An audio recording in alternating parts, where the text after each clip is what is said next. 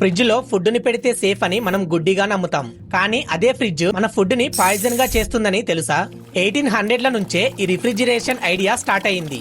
1834 లో Jacob Perkins first refrigeration machine ను తయారు చేశాడు. 1913 తర్వాతే అందరి ఇళ్లలోకి ఈ ఫ్రిడ్జ్లు అనేవి వచ్చాయి. అప్పటి నుంచి ఫుడ్ స్టోరేజ్ అనేది ఈజీ అయిపోయింది. ఫ్రిడ్జ్ చేసే పని ఏంటంటే టెంపరేచర్ ను తగ్గించి బ్యాక్టీరియా పెరుగుదలను స్లో చేస్తుంది.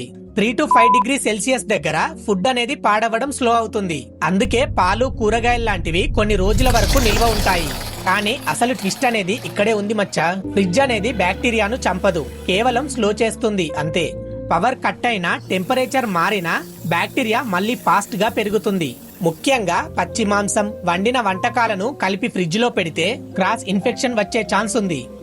పాత ఫుడ్ ను ఎక్కువ రోజులు పెడితే టాక్సిన్స్ కూడా డెవలప్ అవుతాయి. గుర్తు పెట్టుకోమచ్చా, ఫ్రిడ్జ్ అనేది ఫుడ్ ని ఫ్రెష్ గా ఉంచదు, కేవలం త్వరగా పాడవకుండా ఉంచుతుంది అంతే. నువ్వు కూడా 2-3 రోజులు స్టోర్ చేసిన ఫుడ్ ను తింటున్నావా? కామెంట్ చేయి.